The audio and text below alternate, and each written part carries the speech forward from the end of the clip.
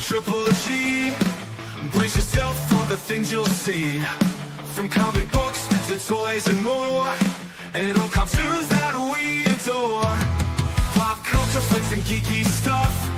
We love it all and can't get enough. So settle in and enjoy the show. Please hit like and subscribe before you go.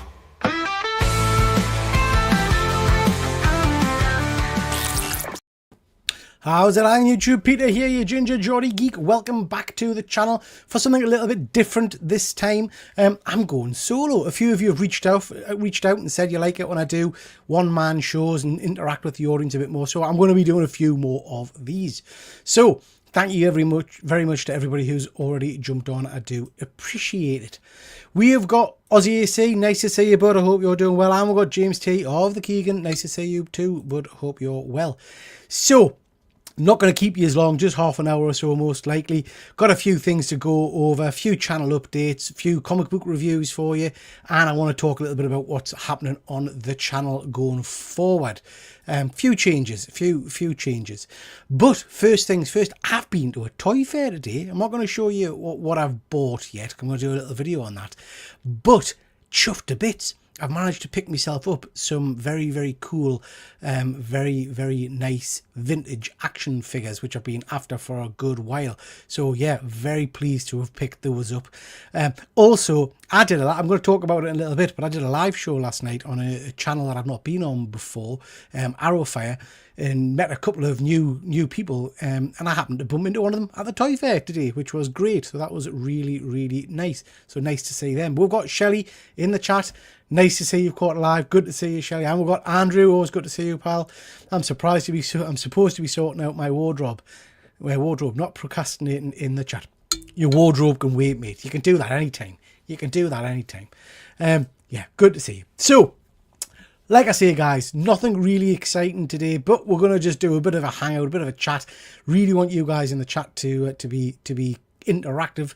But we'll start off just big thank you to anybody who's a channel member. Really, really do appreciate it. We've got a whole host of people. We've got Dungeon Crawler Kev, C4 Darkman, Andrew Duncan. We've got Stephen Butler, Fuzzy of the Dunlop, Phil's Nerdyverse, Panels on a Half Pint, Ed Vic, Rogue One Photography, Deadman, Chris, Wayne Deacon, Claire, Batdan, and Dr. Von Hoot. Just want to say a big thank you to all you guys. You really do make my little heart beat. So thank you so much for that. We've got Joshy Boy in the chat. Nice to see you, Joshy Boy. My missus just gave you a disapproving face. Fine. My wife gives me disapproving faces all the time, mate. You just learn to live with it. So, few things to mention. I've said this on a few occasions. Someone's very kindly nominated me for the Comic Book Community Awards for action figure unboxing. So really do appreciate that. But please, we've got about a week left. Have a little thinky of that. Maybe jump in and give us a vote if you feel so inclined. But let's start off with a few comic book reviews, shall we? These are interesting. So, if you've read any of these, guys, please do put it in the chat. Let us know what you thought of them. And also let us know in the chat what you've been reading recently, what you've been enjoying reading. Going to start off with James Tynion's The Invisible Man, issue number 2. This is from the Skybound monster kind of universe. These have been a bit hitty-missy, I have to say. Really enjoyed Dracula with Martin Simmons' art. And then it kind of started to go down the pan a little bit. Now, I'm interested if anybody has been reading this. It's a long time since I've seen the original Invisible Man movie. I'm assuming this is keeping very close to the film. I don't know if it's just a retelling, a bit like James Tynion did with Dracula. But I'm loving this. This has got us deeply intrigued. The Invisible Man himself is a right horrible piece of work. We're at the stage now where his formula is starting to work, and he's made cats turn invisible and mice and things like that. It's just fun. It's just a fun, interesting read. So I would really recommend you check that one out. Far better than I guess I expected. So we've got Shiny. Nice to see you, pal. Oh, hello, good sir. Have you been scammed? Not there, not yet. But the week is young, isn't it? I could be scammed very shortly, I'm sure. So yeah, that's Invisible Man. Well worth a read, particularly if you like your horror-based stuff. Now, I've not read a good Star Trek comic for a long, long time. In fact, Star Trek kind of dips in and out for me. But I saw this shockingly bad cover. I hate that cover. But I thought I'd give this a go. This is The Last Starship by ID. This is based obviously in the Star Trek universe. I loved this. Again, wasn't expecting to like this as much as I did. I will definitely be reading on. If you're a Star Trek fan like myself, this was just a really interesting premise. So basically, in the future, all of the dilithium, which is what powers the vast majority of this universe's starships, something goes wrong and all the dilithium explodes and destroys pretty much every starship out there. Just when the Federation's on the brink of kind of peace for everybody. So the Federation make a deal with the Borg, because their ships are powered by transwarp, to create the last starship. Really, really interesting story. Now, it threw us for a bit of a loop, I have to say. It threw us for a little bit of a loop, because I was all on board with it, really enjoying the story, characters I've never seen before, a new captain of this starship, all the rest of it. And then at the end, don't they only go and resurrect James T. Kirk? And I was like, oh, that came a bit left field. I wasn't expecting good old Jimbo to be part of this series. I kind of don't know how I feel about that. I would have enjoyed this series without James Kirk's kind of shoehorning into it, I guess. But yeah, I am definitely going to read more. Interested to know what you guys think of this. It's nice to be excited about Star Trek again for me. So yeah, I enjoyed this. Terry's just saying he bought the Cho foil cover for Star Trek book. It is good. Yeah, I really enjoyed it, mate. Really enjoyed it. It's the premise for Discovery. I haven't seen Discovery yet. That's pretty interesting, Terry. Andrew, looking forward to my last Starship showing up. You need to watch Star Trek Discovery Season 3 for more on the burn. All right, so I didn't realise that this was linked to an existing premise. That's interesting. I'll have to go back and check that out. But yeah, really enjoyed this. Not so sure about the ship design, but yeah, really did enjoy it. Then we've got The Phantom. Now, this is by Mad Cave. This is issue number 1. Bit of a fan of The Phantom, but I have to acknowledge that my knowledge of The Phantom really is based on the Defenders of the Earth cartoon and the movie with... Is it Billy Zane? Is Billy Zane in the Phantom movie? I think it's Billy Zane. So I don't know a great deal about The Phantom as a character other than he likes purple pajamas. Again, this was a good read. Nice starting point. Bit of a drug kind of crash going on and drug barons invading a little village. And the ghost who walks has to kind of come out of the jungle to protect this village. Yeah, I enjoyed it. I thought the cover artwork is stunning. The artwork inside is very nice. It's got us interested in going back and watching the Phantom, the original movie. So yeah, again, we'll be reading on with this one.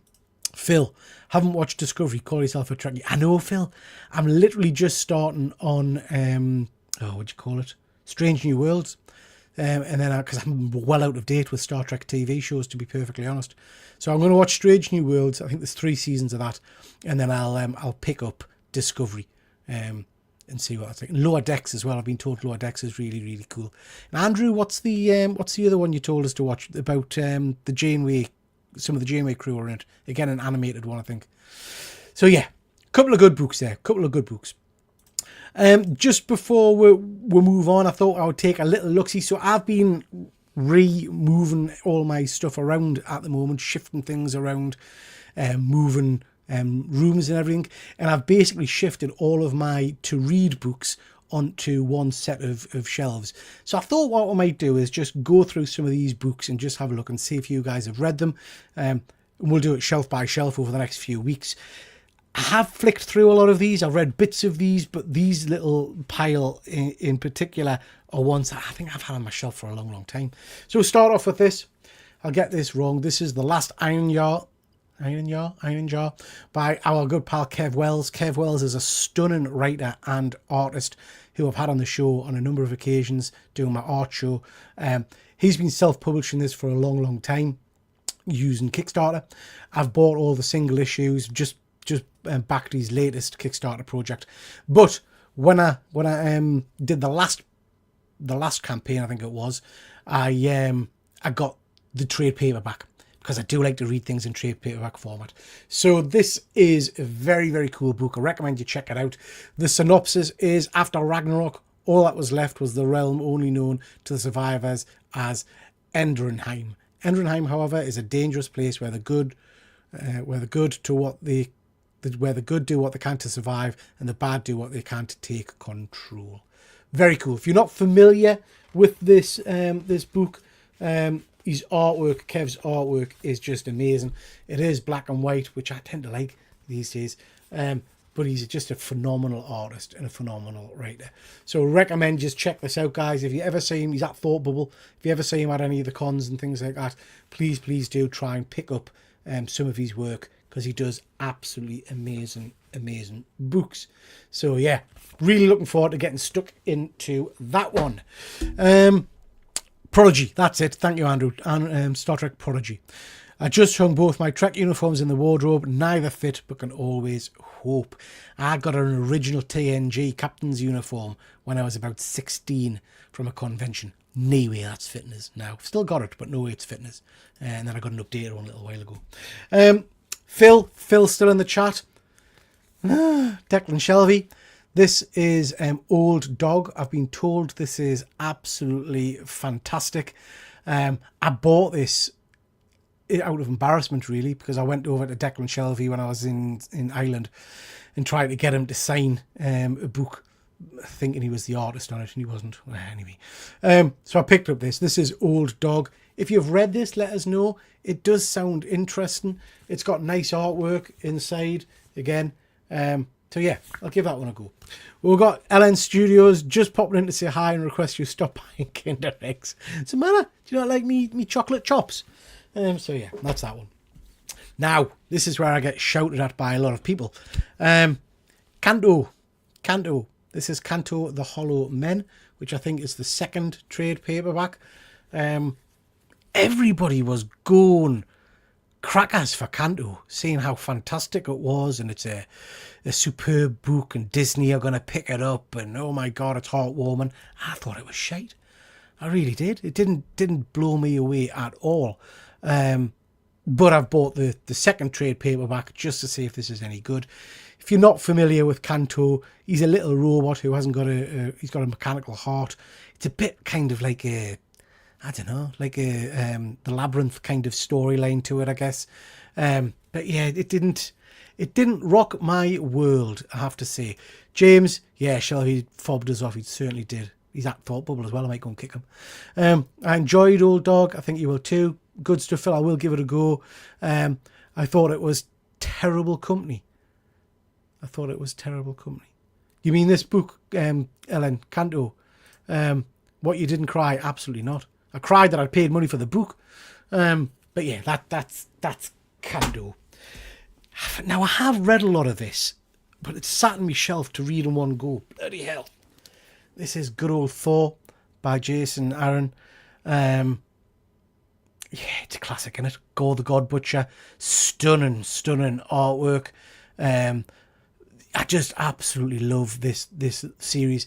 Picked it up in the omnibus format, so I've got the full story. I have got War of Realms as well, which I think repeats a lot of this. But this is just a classic thought. This is what they should have done with Love and Thunder. Do you know what I mean? This is what they should have done with Love and Thunder instead of the dog crap we got. But yeah. I mean, Gore remains one of my favourite Thor villains, I have to say. I think good old Christian Bale was absolutely underused in that role. Although, when we got him being serious in the role, he was very, very good. I'll give him that. He was very good. It was just the overarching movie was cack. So yeah, Thor by Jason Aaron. It's a nice big chunky monkey, that one. So yeah, I will read it at some point, but it's at the moment on my shelf. We've got Department of Truth Free Country by James Tynion. This is volume 3. I read the first volume of this and I thought, wow, I'm just not intelligent enough. So I read volume 2 and I realised I definitely am not intelligent enough. So I've not rushed to read this, to be perfectly honest, because I just found it really hard work. Now, I'm a big X-Files man. I love the X-Files. I love all that kind of stuff. I love the painted artwork by Simmons. am I missing a trick here, guys? Who's reading or is up to date with? I just saw a strange foof. Who's up to date with? I'm going to cover that, but yeah, what's going on there? Who's up to date with Department of Truth? Is it worth persevering with? Is it worth us pushing through and maybe go back and read in volume 1 and 2? LN Studios absolutely loved Department of Truth. Okay, I might have to go back. Maybe I just wasn't in the right frame of mind when I read the first 2 volumes. I've got a feeling I was away with work and I read them in a hotel room. So maybe I didn't give them a fair go. Or maybe I was drunk. I can't remember. Andrew, still buying Department of Truth, but confess not read any of it yet. Wow. Yeah. I do that as well, mind. I buy a lot of books that I never really open. So yeah, so that's that. I think my pal Chris from Off My Shelves, which is a fantastic channel, please do go check it out, recommended this book on Phil's channel, Phil and Earlyverse, I think. The Treasure of the Black Swan. I don't know. Phil, do you remember? Is this the one I think Chris was talking about and recommended it? So I think I bought it when we were live on the show just to give it a go, and I ain't read it yet. But it looks interesting. In 2007, the American treasure hunting company Deep Sea creatures the world's attention when it uncovers a priceless shipwreck. But just as Isaac's swashbuckling leader begins to boast about its plunder, clues emerge suggesting that the sunken ship may have played a pivotal role in Spain's cultural history. So yeah, it sounds interesting. Treasure of the Black Swan. The artwork inside is really nice. I like that style of art. It just looks interesting. So again, this is probably sat. Phil's saying, yeah, he recommended it. Phil, this must have been, 2 years ago, maybe, I bought this bugger. So, yeah. So, yeah, looking forward to getting into that one. Shiny. What percentage of the books behind you have you read? So, the ones behind us, Shiny, and just off to the side that you can see here, there you go, that's all read. I've read everything. To this side of us, you won't be able to see it, but I've got another bookshelf, which is literally full of books I haven't read. There's probably... oh god, probably about 50 graphic novels that I haven't read yet, but all my absolutes, which is my favorite way of reading, all of these I've read, because I love those books. I've read volume 1 of Department of Truth. Keep putting it off, as keep hearing it's either amazing or dull. Yeah, I might have to go back and reread it. Oh, we've got Von Hoot in the chat. Nice to see you, Von Hoot. This looks intriguing. Yeah, it does me. I'm looking forward to getting into that one. And as Phil says, Chris does like a smart man's comic. Yeah. Well, this is a new one. This is a one I've not had that long on my shelf, but I've heard great things of it. This is by Jason Aaron. This is Scalped Deluxe Edition, issue number 1. Now, my good friend Andy from Perpetual Comics got me issue 1 of this in comic format. I've heard nothing but good stuff about Scalped. I love Jason Aaron's work in general, but I'm being told repeatedly that this is kind of his magnus opus, is one of the best things he's done. So I've no clue what it's about really, other than it's cracking. So it's 15 years ago, Danshell Dash Bad Horse ran away from a life of abject poverty and despair on the Prairie Rose Indian Reservation. Now he's back, but this time he's got something to hide. Dash is an undercover FBI agent sent to investigate tribal leader. It sounds interesting. Again, nice artwork inside. Looks like it's going to be a gritty crime kind of... oh, I'm saying that. There's a killed deer or something there.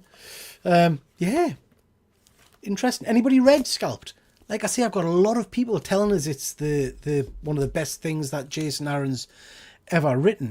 But I can't say I've read much about it other than people saying it's amazing. So yeah, I will give Scalped a go. Oh, dirty muckiness. I don't know why I've bought this. This is Matt Fraction. This is filth, from what I understand.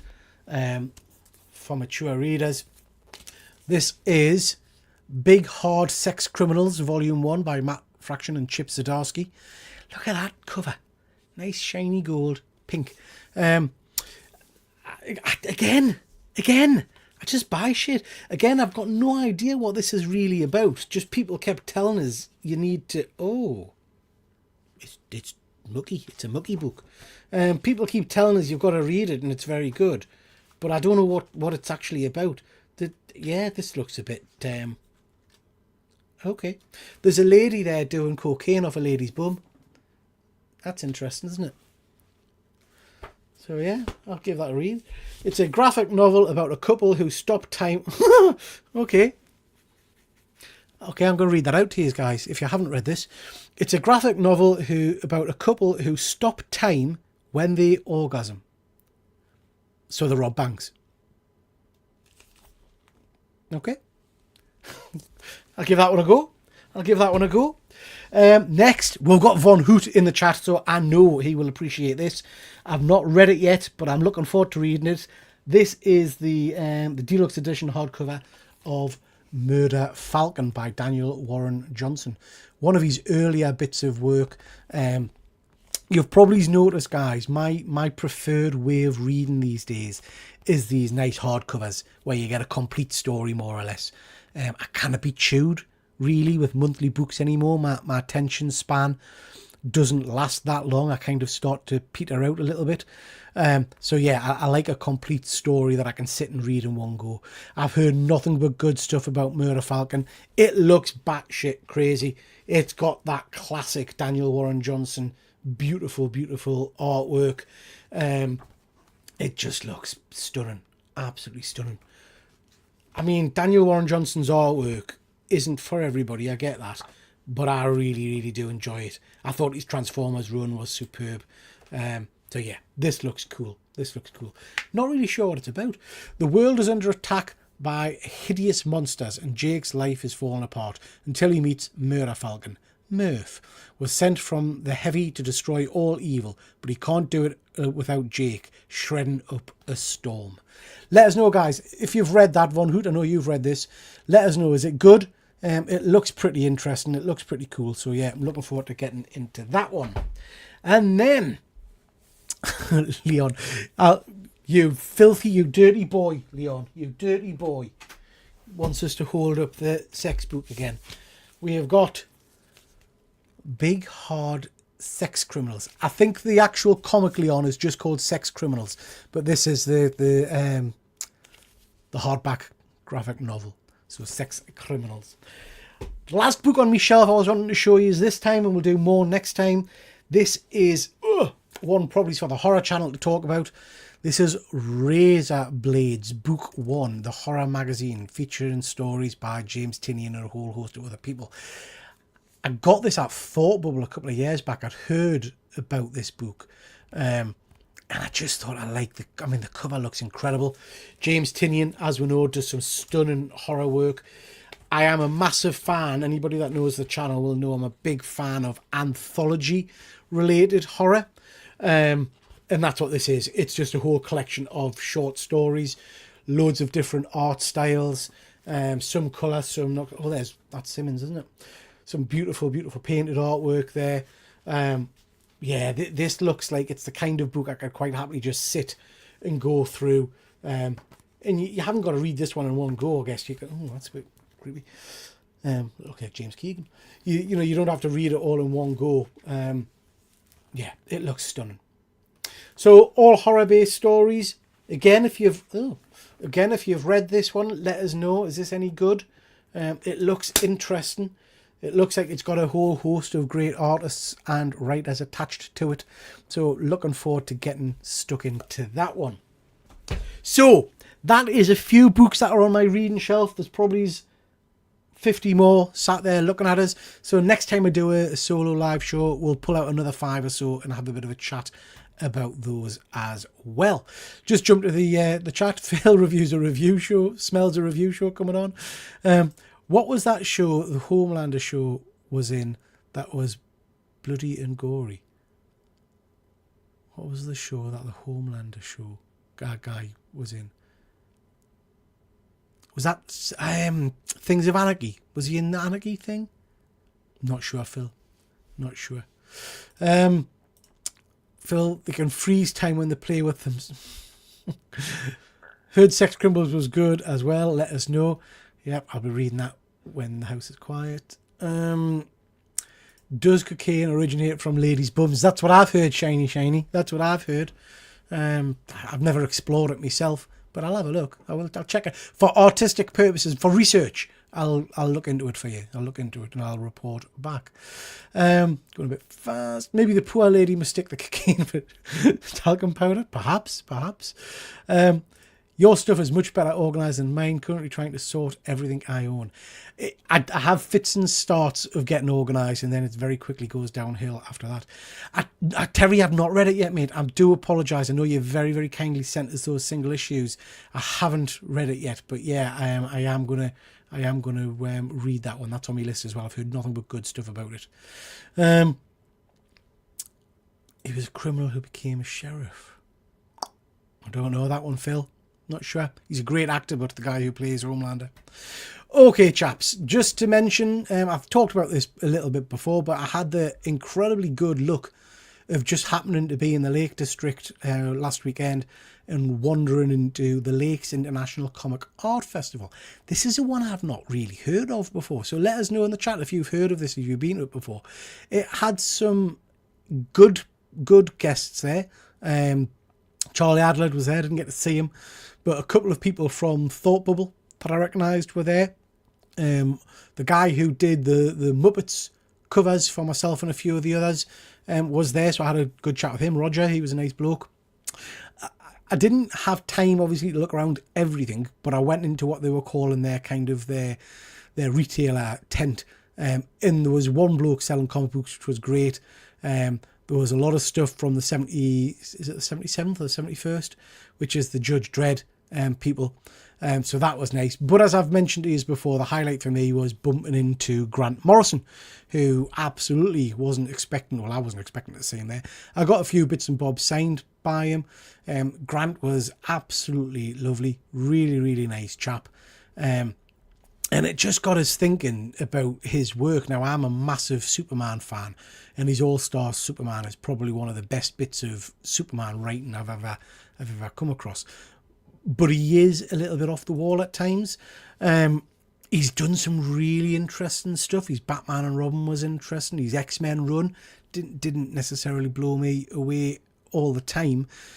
Flex Mantello, I have to say I've never read. His Animal Man was very good. But I'm wondering, guys, in the chat, any of you got a favourite Grant Morrison arc or story or comic book that he's done? Anything that jumps out to you guys?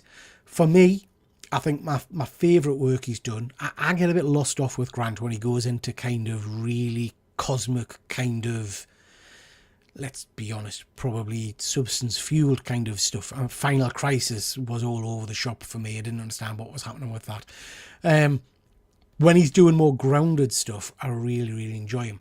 His original run when they relaunched Justice League back in the day, Justice League of America, years ago, was absolutely first class. There's an amazing couple of arcs in that, where the first one in particular, where he introduces the White Martians and things like that, are absolutely stunning.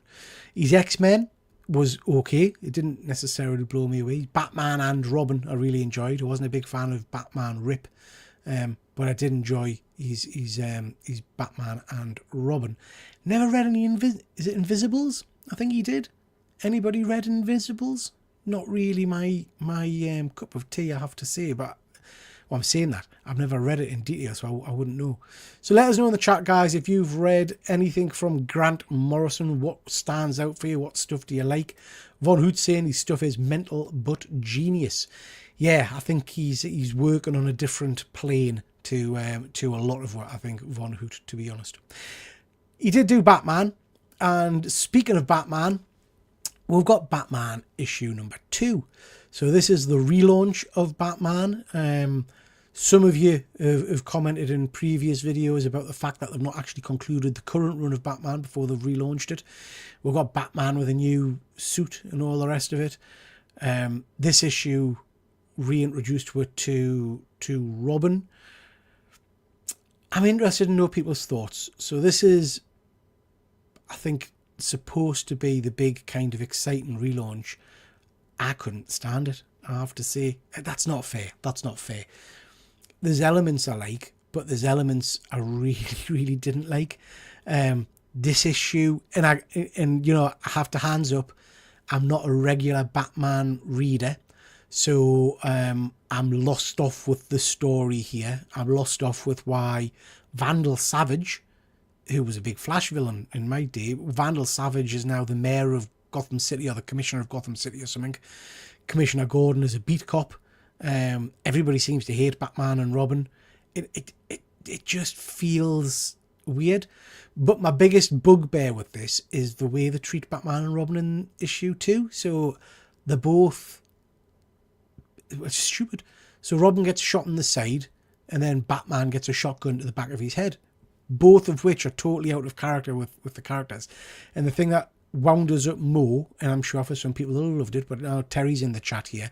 Terry's the same as me in terms of, I think, trying to keep away from the 66 Batman.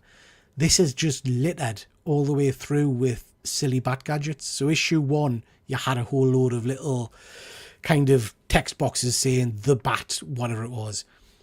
And I thought, oh, yeah, okay. But then we've got more of it in this one, and it gets to kind of silly levels. So he's got bat blades, which are basically those things you chuck on the road for cars to drive over. And then by the time we got to bat bandages, which are elastoplasts with little bat signs on, and it described that, I was like, oh, come on, man. This is just getting cack. So, yeah, I think I'm out. Unless anybody tells us otherwise and tells us that issue 3 and 4 are phenomenal, I'm stepping away from this particular Batman book. It's just not doing it for me. Shiny. I haven't read The Invisibles. I look for it, but can't find it. I see what you did there, Shiny. I see what you did there. Very well done. I enjoyed the Grant Morrison's Batman Incorporated. Yeah, that was good fun. That was good fun. I'll give you that. I haven't read 2 yet, but maybe it's time to give it a rest. Yeah, I'm not going to go back for more, Terry. I'm done with this particular series, I think. We've then got Prelude to DC Knockout, Justice League, the Omega Act. Again, fair play. I'm not a big DC regular reader these days. So some of the stuff in this book completely confused us. But overall, it was quite good fun. I quite liked it. We've got a narrative of Krypton, before it exploded, obviously, having some kind of history where they're gathering powers and they stumble across a cave which has got all kinds of artifacts like a Green Lantern lamp and things like that. Doomsday is now the time trapper. When did that happen? Well, I think he was a Legion of Superheroes bad guy, wasn't he? Well, it's now Doomsday, old scrawny looking. I am excited for this new series as DC Knockout. It's going to be interesting to see how they frame it in terms of why the heroes are all having a wrestling match or whatever they're having. So, yeah. But I quite like this book. I thought this was worth a read. I'd give that one a go. Venom 250, hated. Absolutely hated. I am, again, well behind on my Venom lore and my Venom books. I just thought this was crap. Mary Jane's Venom now? Why? I sound like a right miserable old man. But I don't know why Mary Jane is Venom. It didn't do much for us. It was an interesting reveal at the end, I guess, in terms of Null and who's keeping him captive. I'll not spoil it if you've not read it yet. But that did intrigue us. The rest of it just did nout for us. There's a whole kind of backstory of a Skrull who's some kind of weird superpowered Skrull trying to get a message to Earth. It didn't float me boat. I don't know, guys. This just didn't do anything for me. Phil, I'm a little disheartened with new comics these days. They're just not for me, and it hurts parting with money now. So the pull list will be dropped. Yeah, there are still good books out there, Phil, and I've got a few today to talk about. Venom and Batman for me are not the good books. They're not ones that I'm going to rush back to read. The kind of Venom and Batman, the ones on screen now, are what I would class almost as event books that I've picked up and read out of pure curiosity rather than anything else. And my curiosity is not paid off. It's like, yeah, I'm not interested in this. Terry, the Doomsdays from the far future and began in Mark Wade's World's Finest. Okay, interesting shift. Wasn't the Time Trapper revealed to be Superboy Prime or something at one point? I can't remember. Hal Jordan even, I don't know. Anyway. Just wanted to mention this, no more mugs. So as you all know, I've done a post about this. So I was giving away free mugs to some of my channel members as a bit of a thank you. I've stopped doing that now. So it's not actually on the membership page. I've got about 10 mugs left and I may in the future do something with them. But at the moment, there are no more mugs going out there. X-Men of the... Right.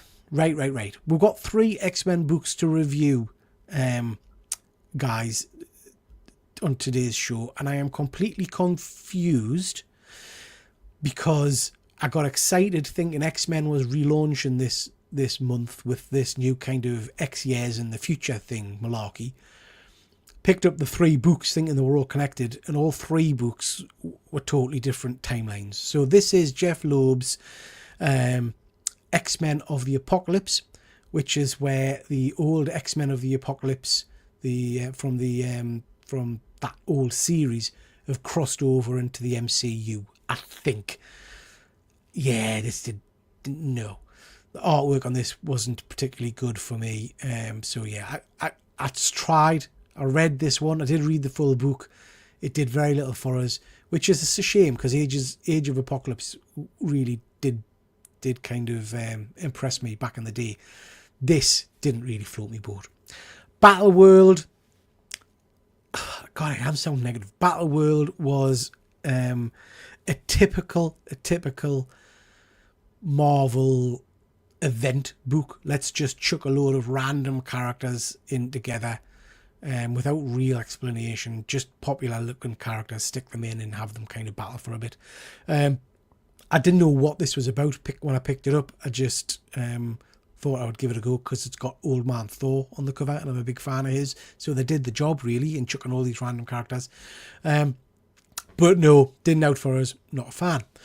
Then we've got Mad Caves. It Killed Everyone But Me. This was great. Really, really good. I thoroughly enjoyed this. Artwork was stunning. It's a real kind of weird horror. Ghosts. Well, not ghosts. We don't know yet. Demonic, satanic kind of stuff. Basically, this young lady is the only survivor of some kind of horrific event when she's younger. And all of her friends and her boyfriend stuff are killed. And now it picks up years later where she's trying to get on with her life. And people, I think, it's hinted at, think she was involved with the murder, but it's never been proven. So people are horrible to her and things like that. But then a very similar murder occurs. And then it goes a little bit crazy. So the murder occurs. Someone approaches her to say, can you help her with this? She then goes, digs up a candle and summons an evil spirit. It ends kind of at that cliffhanger. Really intriguing, really interesting. I thoroughly enjoyed this. I'll definitely be reading more of this one. We're all mugs. The price of comics now. Absolutely, Andrew. Absolutely. Superboy Prime is part of the Superman story at the moment. All right. Nice. Very cool. I hate what they're doing with X-Men, but it's saving me some cash for the next 3 months. Yeah. Like I say, Andrew, 3 X books I've read, and I thought they were all in the same kind of event, and they're not. So, first one I've mentioned just there, X-Men of the Apocalypse. I'll not be reading on, put it that way. Hey up, Fuzzy, nice to see you. Hope everyone is well. We are, mate, we are. Hope you're doing well as well, bud. Beth, nice to see you, Beth. Thank you very much for watching. So, okie dokie. I just wanted to mention this very briefly. I was asked to go on to Arrowfire's channel last night and take part in a Transformers stream. As you all know, I am a fan of Transformers. I love Generation 1 and I love all of the movie, the animated movie and all that kind of stuff. It's fair to say, and I'm going to be really honest, guys, I was completely out of my depth here. The other 3 gentlemen on screen, their knowledge level of Transformers was phenomenal. Absolutely phenomenal. But they treated us really well. I had a lovely time. Thoroughly enjoyed it. So this is the point of YouTube, I guess I wanted to mention that, you know, 3 individuals who've jumped in and out of my chat now and then, C4 Darkman in particular, and then I got to meet them face to face on internet last night, and then I've met Plastic Crack today at the Toy Fair. Just lovely, lovely guys. So this is the side of YouTube I enjoy, getting to meet new people and getting to interact with new people. So it was lovely to meet these guys, lovely to talk Transformers, even though I have to say a large percentage of it was like well over my head. They were like proper Transformers fans, but I loved it. It was good fun, and it was great meeting up with Plastic Crack today at the Toy Fair. So yeah, good stuff. Couple more books for you. So Buried Long Ago by Alex Cormack, art by Alex Cormack. This is the final issue, issue 5 of this really intriguing story about basically a murderer, based on a true story, although there's a lot of leeway given with this particular book, but based on a true story of a lady who was enticing men into her home, and then bumping them off and stealing the money. And she's attributed to, like, I think it was like 50 or more deaths, loads of deaths. Now, they do obviously develop that story here and incorporate witchcraft and monsters and things like that. Absolutely brilliant. Loved this. Alex Cormack's artwork is as spooky as ever. Thoroughly enjoyed it. I'll be picking this one up in a trade paperback format just for Alex's artwork, but it's a really interesting tale as well. So well worth a read if you like your kind of your spooky horror and stuff like that. Okay, X-Men. So as I've just mentioned on the last slide, I read X-Men of the Apocalypse thinking it was part of the relaunch event, and it wasn't, and it was cack. And then I read this one, X-Men of the Undertow, issue number 1. So bearing in mind, guys, that's 3 issue number 1s in the last 2 weeks, because this is 2 weeks worth of comics, including an absolutely massive new event book. So, well, unless I'm just stupid, of course you kind of think that they're all linked in some way. X-Men The Undertow was absolute shite. Beyond belief crap. In fact, I didn't read the full book. I flicked through pages of it. I've no idea what it was about, other than it's nothing to do with this big Age of Revelation event, which is what I was hoping to be reading. So I really didn't enjoy The Undertow. Now, you could say to us, you didn't read it properly, so you didn't give it a full go. What I would say is the art wasn't for me, the stories wasn't for me, the characters weren't for me, although I do love my Geek. Yeah, not good. So 2 out of 3 X books so far, crap. Then we'll move on to X-Men Age of Revelation. This is the new event book set 10 years in the future. So this basically starts where Doug Ramsey has become the kind of the second Apocalypse. He's got the power, bit like Preacher, where whatever he says, people have got to do, and the human race is pretty much wiped out. And what they've done is, a bit like Days of Future Past, Scott Summers and Hank McCoy, their essence, brains from our day, has been put into their bodies 10 years in the future to try and help save the world. I thought this was fabulous. This really, really blew me away. I thought the artwork was stunning. I loved the character designs. It's brutal, really, really brutal. So I'm guessing 3 or 4 major characters, ex-characters, get bumped off in this issue alone, quite gruesomely. You've got Wolverine on the front there, who's been sent to kill a load of them. It was just good fun. This felt to me like I was reading X-Men from back in the day, Age of Apocalypse kind of stuff. This was just a really intriguing, interesting story with great artwork.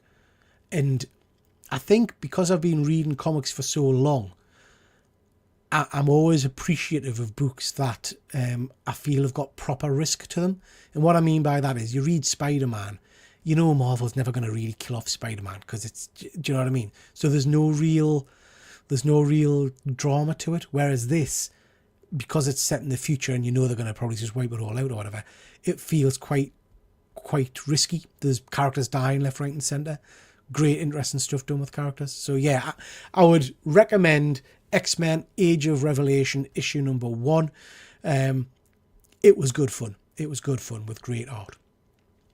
Terry, Buried Long Ago, had great ending, closed in a way there could be a sequel. Yeah, I agree, Terry. I really enjoyed it. It was good. It was good. They don't put good writers on books because they don't pay them enough. Same with artists. That's very true, Fuzzy. That is very... sorry, Phil. That is very true, mate. Who are the big artists, the big writers these days? I struggle to think of any of them. There's James Tynion, who's very well regarded. Matt Fraction is very good. But I can't really think of big name writers anymore. Fuzzy, this is the new X reboot, right? They're cancelling some books and changed all the titles. Yeah, Fuzzy, so the Age of Revelation is, but like I said, there's other X books like this, X-Men Undertow, which are going alongside it. It's a bit like what they did when they did Age of Apocalypse. They've cancelled books, but then relaunched them with new names.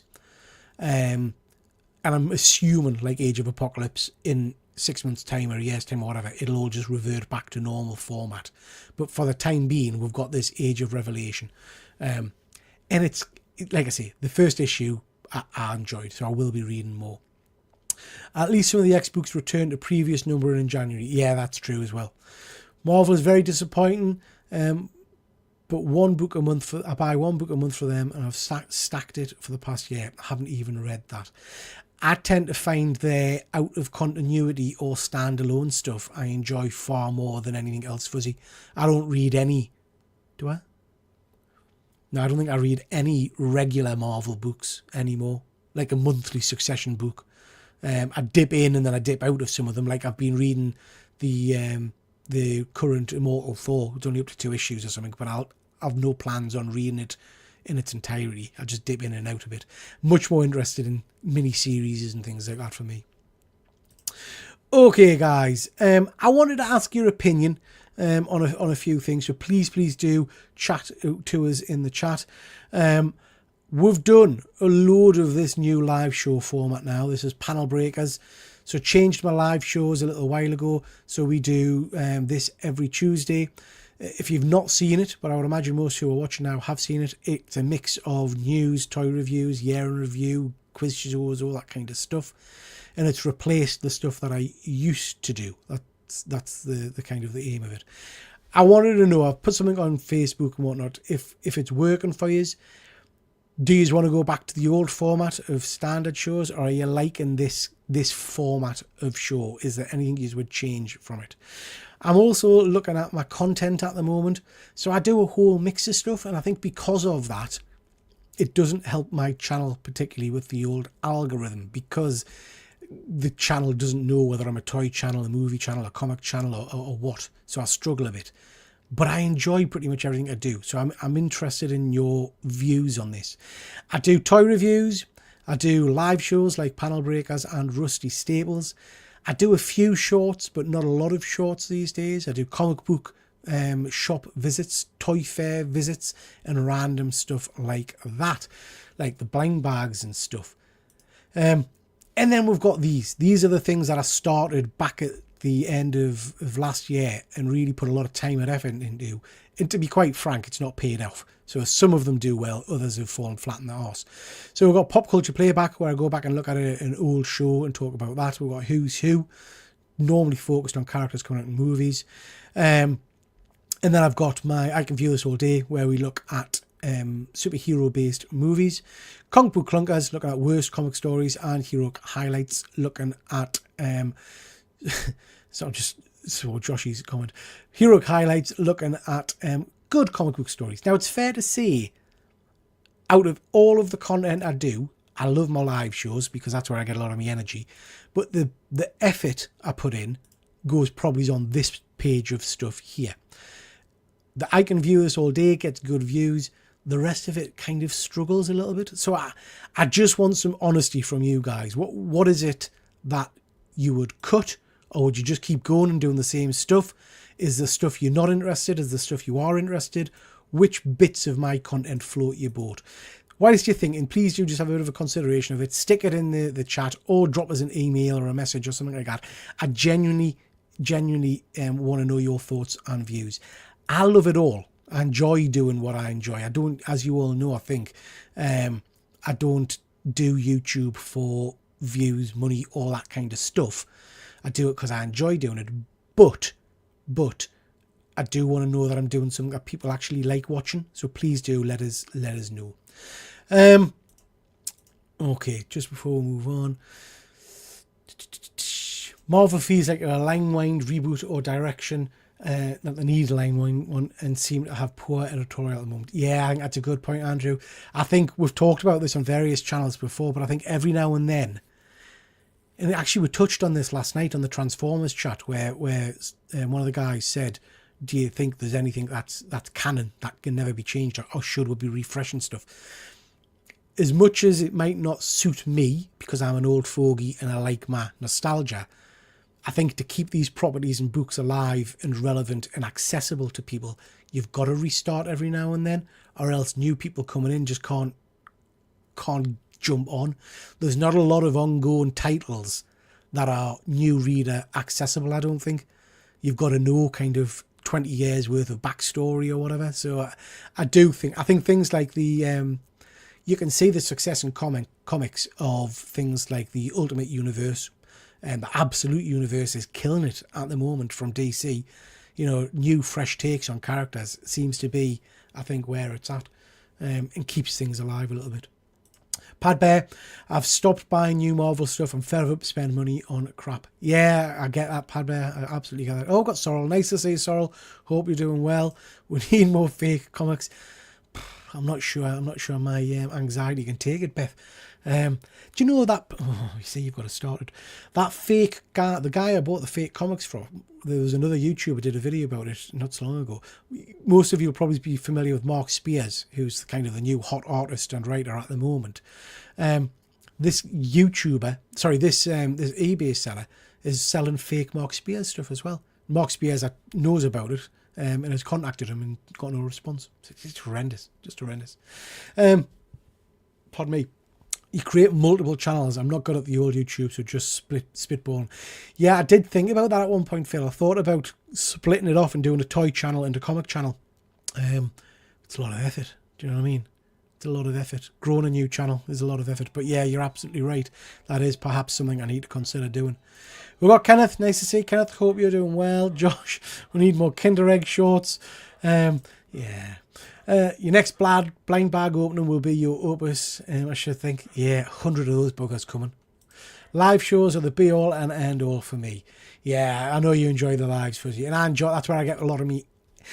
Well, I'm going to be really honest with you guys. A lot of yous watch my content. The live shows give me a lot of energy. It's where I get my kind of my enthusiasm. But even they wane now and then, I have to say. Sometimes it starts to get a bit samey, or sometimes I want to be changing things up a little bit. I'm sure you can tell when I'm getting stressed on a live show. Like when James Keegan's kicking off about bloody scores and things like that. But never mind, yeah. So, but yeah, I do enjoy the live shows. I wouldn't change your content again. Changing constantly helps no one. Yeah, I think that's true. Agree with Fuzzy, I like the lives. You do cover a lot of stuff overall, toys, movies, shows, comics, a bit of everything for everyone. Why I thought about having split channels. No, that's a good point, Phil. That's a good point. Is the Ultimate Universe why the main universe is poor at the moment? I think the main universe was poor well before we came into Ultimates, Andrew. Unfortunately, I don't know what's happened. I use Spider-Man as an example of that. Spider-Man has been dire for a long, long time, in my humble opinion. And he's Marvel's flagship title. That should be the book that's knocking it out the park with the best writers, the best artists and all the rest of it. And it just seems like they've lost the way, you know? Yeah, I don't get it. I don't get it. Sorrel, you only need one channel. Take it from me, dude. Splitting achieves nothing. Okay? And this is from a guy with 100,000 subs, so you know your stuff. I'm selling... I'm selling fake... Don't start about mugs. Fake TripleG mugs, keep it to yourself. Obviously, I've got 10 or 15 of the bloody things to do something with, Fuzzy. All of my family are getting one for Christmas. People tune in for you as a creator, regardless of what you do. Make the content that you enjoy. Yeah, that's been my kind of my thing for a while, to be honest. I do what I like. But it is, I mean, Sorrel, you'll be in the same boat. It is easy to say you do it because you enjoy doing it and all the rest of it. But then when you put a video out and it gets 6 views, you think, what's the point? That's time I should have just done with my family. Nah. You need a VPN sponsor. What's a VPN? I'm old, Andrew. I've no idea what a VPN is, mate. Don't know what a VPN is. Bad Bear, is the fake Mark Spears remark better than the original you bought? It is. Update on that. I've managed to sell both of those remarks for a little profit on each of them. So I just couldn't look at them anymore. Even the Wolfman, which I quite liked, irritated us. And that sounds silly, but I just thought, you know what? I get no pleasure from looking at it. So bollocks to it. Got rid of it. What Ash said, 100%. You can't spend your time trying to please an algorithm. Your channel is all about what you like, good or bad. We're all here on a Sunday afternoon ignoring our families because we like it too. Oh, thank you. That's good stuff. James Keegan flapping is entertaining. Fuzzy, that's your guests. Sack the wall. Wow. Phil wants to get out of that. Ultimate Universe is finishing soon. Yeah, Terry. That's interesting. I don't know. They'll probably just relaunch, won't it? We've got ABZ. Nice to see you, bud. Have you read the new Spider-Man? People do seem to love it. Which one's that, Fuzzy? Is that Amazing Spider-Man? Don't think I've read that one yet. I kind of pulled away from it. I really did pull away from Spidey because it sucked the life out of us. But what have I read? Starship Godzilla. That's an interesting one. I saw the cover, thought that looks quite interesting. I'll give it a go. Now, if we've got any Godzilla fans in the chat, let us know. This is part of the ID universe of Godzilla titles. I'm assuming this is in some way linked to other titles, and it's not just a standalone thing. This was weird. Quite manga inspired, I think. It's literally what it says in the tin. Godzilla is like a giant spaceship flying through the heavens. The crew go to a station or something and rescue or take a load of kaiju eggs. And the story in this issue is basically a kaiju egg hatches and the creature is running rampant around Starship Godzilla. And they catch it and then they cuddle it and make friends with it. Yeah. Not a one I'll go back for, I have to be honest. But it's an interesting concept. I was kind of... The Starship Godzilla element didn't really play a part in this book other than them being inside it. It didn't feel like the Starship Godzilla was a character as such.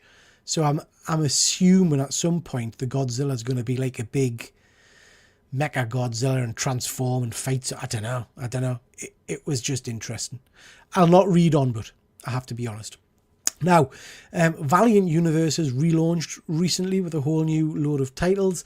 I'm not familiar really with any of their comic books other than knowing them in name and having watched the god-awful Bloodshot film with Vin Diesel or whatever. So I thought I would give this one a go. This is the relaunch of Exo Man of War. Lovely art, really nice art style.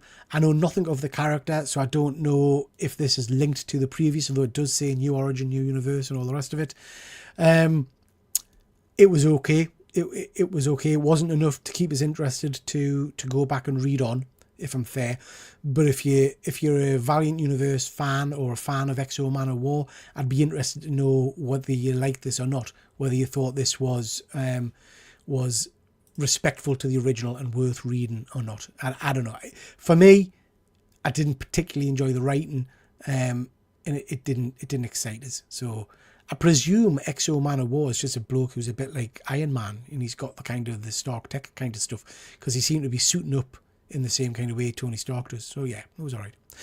Absolute Evil, issue number 1. This was great. Really enjoyed this. Set in the Absolute universe with, Absolute Batman, Wonder Woman, all those kind of characters. This is basically a bit of a history story. It shows you going back in time to how things played out with the kind of the Absolute characters during World War II and the Cold War and all that kind of stuff. You get introduced to a new Absolute version. Spoilers, guys, so fingers in ears. But you get introduced to Oliver Queen, who's going to be the absolute Green Arrow in this. And then you basically get this collection of characters being pulled together by a government official. And the characters are all characters you'd be familiar with. So it's the Joker, it's Hammond from Green Lantern, it's all kind of big name bad guys, but without powers and stuff that you would recognise. And basically it's the government saying these superpowered people and all the rest of it are starting to take over and get too big for the boots. We need to form a team or a group of people to combat this threat. And then the Chuck Green Arrow's dead body on the table. So he's been killed off already. So we're not getting a Green Arrow in this. They've already dispatched him before he kind of got started. And then it turns out that this is the formation of the Absolute Universe's Justice League. So they're based in the Justice Society Tower and all the rest of it. And then Lex Luthor joins at the end. So it was really interesting, really different. It piqued my interest. It got us excited. So yeah, I'm all over the Absolute Universe. I'm loving it. Really, really enjoying it. Let us know, guys. Have you read that? What did you think of it? I thoroughly enjoyed it. Sorrel, on your channel, vlog vids, you do always hit the icon viewers all day, do really well, and your lives hit. Maybe focus on those type of videos for a while. Yeah, I think that's good. Good comments, Sorrel. Good idea, Fuzzy. I'm writing TripleG Comics on the side of an old mug in Sharpie right now. Copyrighted, Leon. Copyrighted. How dare you? Brian, local comic shop, has been reviewing Amazing Spider-Man. The last issues have sounded and looked good. Unfortunately, John Romita is back. Ooh, yeah. Yes, it's IDW, I think, Fuzzy, the Godzilla. I think it's connected to a whole host of other titles. So that's maybe why I didn't follow it as well as I should, really. Well, talking about the storm. Yeah, the storm was horrendous. Fuzzy lost a wheelie bin at 2 a.m. Got a free copy of Absolute Evil from eBay Live. Oh, very cool. Let me know what you think of it, Fuzzy. I really enjoyed it. I thought it was very cool. Okay, guys, we've gone over an hour now. Unless there's anything else you want to chat about or talk about, we're going to pull it there. Just to mention, Tuesday night, we have got Panel Breakers, our quiz night special. So expect tears, tantrums, fisticuffs, and all kinds of stuff. We are going to be joined by Phil and Simon. Look at that face. Phil and Simon for the quiz. So the entire show is going to be quiz based for you guys to take part in as well. We've got some old quiz panel sides coming up, but we've also got some new games to play as well. So please join me for quiz night on Tuesday night. Should be interesting. And then on Friday night, we've got Rusty Staples, myself and Andy. We're going to be talking about all the latest books, all the latest eBay sales, and focusing on The Crow by James O'Barr. I've not started this yet, so I'm looking forward to getting into it. I love the movie, the original movie, so I'm interested to see what I think of this. I know some people rate it massively, so yeah, it's going to be an interesting one. And we are pushing ahead with our fundraiser. Hopefully, we're going to be doing that in December, so that should be fun. Okay, that's your whack. Thank you very much for joining, guys. We've got 15 people watching. That's far more than I expected for a Sunday afternoon. I really, really do appreciate you watching. Before we go, quick question. I do a lot of live shows. You know that. I do a lot of stuff, and I do a lot of shows with other people, with some great friends, with Sorrel, with James T. Keegan, Efren, obviously, and all that kind of stuff. Really enjoy doing all those shows.